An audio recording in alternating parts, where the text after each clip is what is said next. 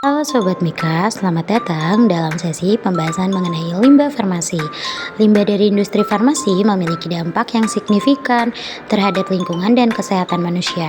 Dalam pertemuan ini, kita akan menjelajahi jenis-jenis limbah farmasi, potensi bahayanya, serta upaya-upaya yang dapat diambil untuk mengelola limbah ini secara bertanggung jawab.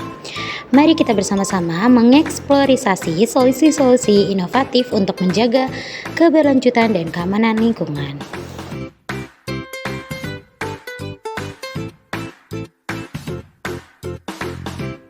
Halo Sobat Mika, kalian tahu nggak sih apa itu limbah farmasi? Yuk kita simak sama-sama. Limbah farmasi merupakan kategori limbah yang berasal dari kegiatan farmasi, melibatkan obat-obatan, kemasan, dan bahan kimia yang tidak lagi diperlukan atau telah mencapai akhir pemakaian. Limbah ini dapat bersifat bahaya loh teman-teman, dan memerlukan penanganan khusus untuk menghindari dampak negatif terhadap lingkungan dan juga kesehatan. Pengelolaan limbah farmasi mencakup pemilihan, pengumpulan, transportasi, dan pembuangan yang sesuai dengan standar keamanan, juga regulasi yang berlaku. Upaya untuk mengurangi dampak lingkungan dari limbah farmasi biasanya melibatkan praktik daur ulang dan penggunaan metode pengelolaan yang ramah lingkungan loh teman-teman. Selanjutnya yaitu jenis-jenis limbah farmasi secara umum. Yang pertama ada limbah infeksius seperti darah, perban, piakan kultur, bahan atau perlengkapan yang bersentuhan dengan penyakit menular atau media lainnya yang diperkirakan tercemar oleh penyakit pasien. Kemudian, limbah bahan kimia kadaluarsa seperti obat-obatan yang sudah kadaluarsa. Selanjutnya limbah patologis seperti jaringan-jaringan, organ, bagian tubuh, plasenta, darah, dan cairan. Kemudian, limbah benda tajam seperti jarum suntik, gunting, pisau, dan kaca pecah. Lalu limbah radioaktif. Selanjutnya limbah sitotoksik seperti obat yang digunakan untuk kebutuhan kemoterapi. Limbah yang memiliki tekanan tinggi, limbah peralatan medis seperti masker bekas, sarung tangan bekas, perban bekas, cotton bud swab, alat suntik bekas, zat infus bekas, alat pelindung diri bekas, sisa makanan pasien, dan lain-lain yang dihasilkan dari kegiatan medis. Dan yang terakhir yaitu limbah farmasi.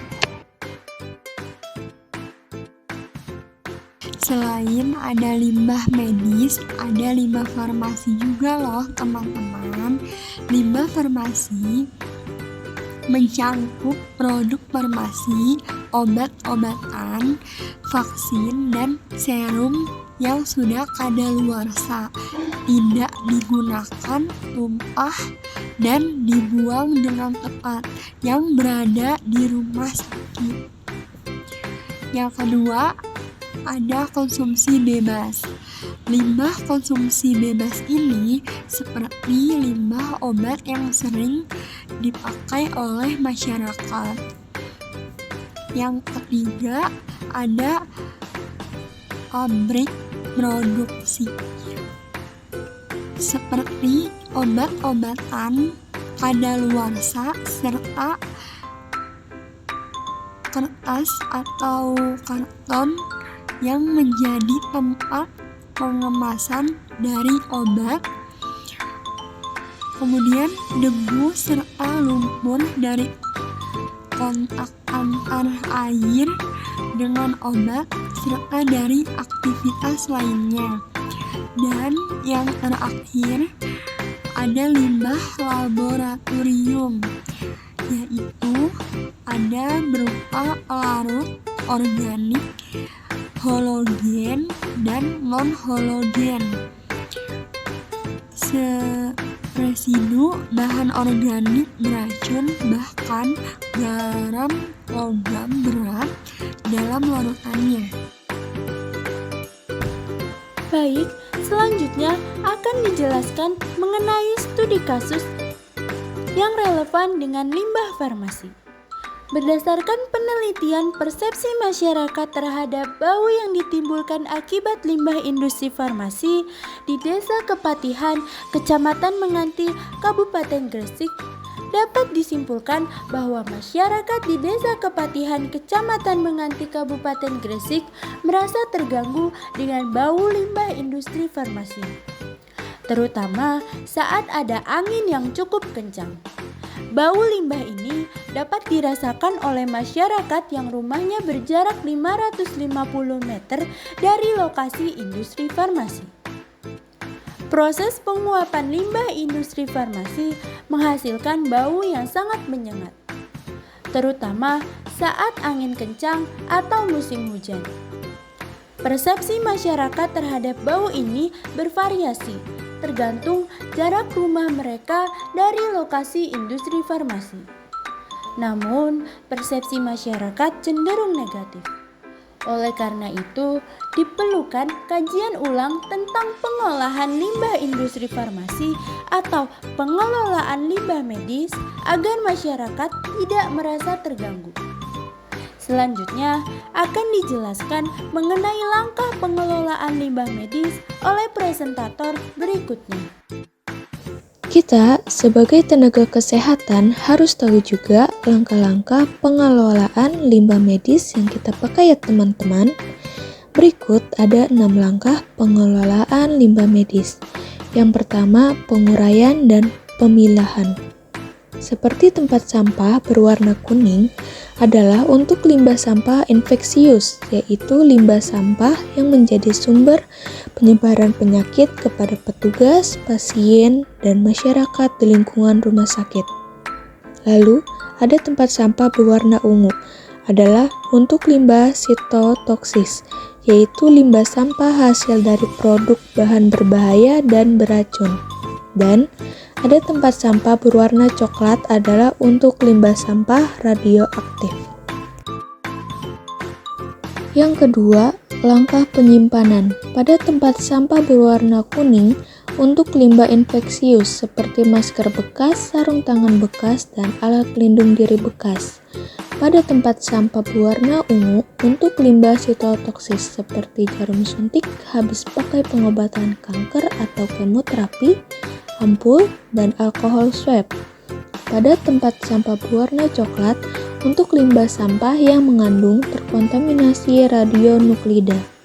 Nah, tempat sampah dari 3 warna tersebut sebelum langkah pengangkutan atau tahap di mana limbah sampah dibawa ke tempat khusus, pihak rumah sakit harus mengisi kartu berwarna kuning yang nantinya untuk mengisi pengelolaan limbah agar limbah medis yang habis dipakai tidak merusak lingkungan atau terjadinya kontaminasi kepada masyarakat umum. Yang ketiga, langkah pengangkutan, yang dimana langkah ini diatur oleh Peraturan Menteri Kesehatan Republik Indonesia Nomor 18 Tahun 2020 tentang pengelolaan limbah medis fasilitas pelayanan kesehatan berbasis wilayah. Langkah ini harus menggunakan kendaraan khusus pengangkut limbah medis yang dimana wajib menggunakan kendaraan tertutup.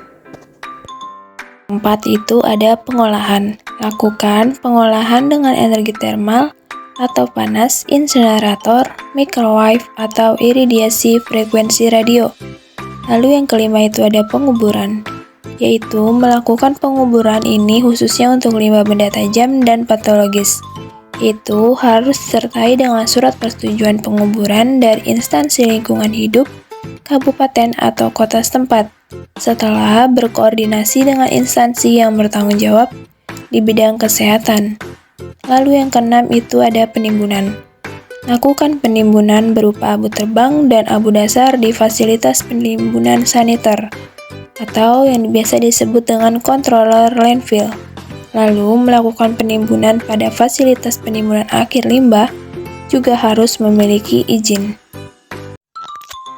Dari hasil pemaparan materi yang sudah dijelaskan, didapatkan kesimpulan bahwa limbah farmasi merujuk kepada sisa-sisa atau barang-barang yang tidak dipakai yang dihasilkan oleh industri farmasi atau kegiatan farmasi lainnya.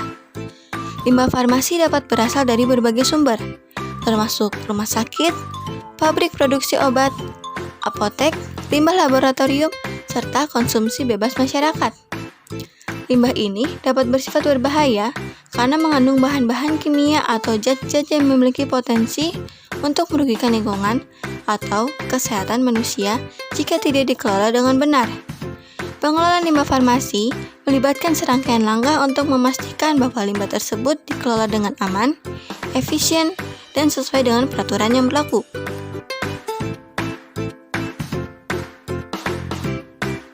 Dengan senang hati, pemaparan video selesai dengan sesuai harapan. Semoga ilmu yang disampaikan bermanfaat bagi kalian semua. Jika ada pertanyaan atau ingin berdiskusi, mari kita berbagi dan saling berkomunikasi.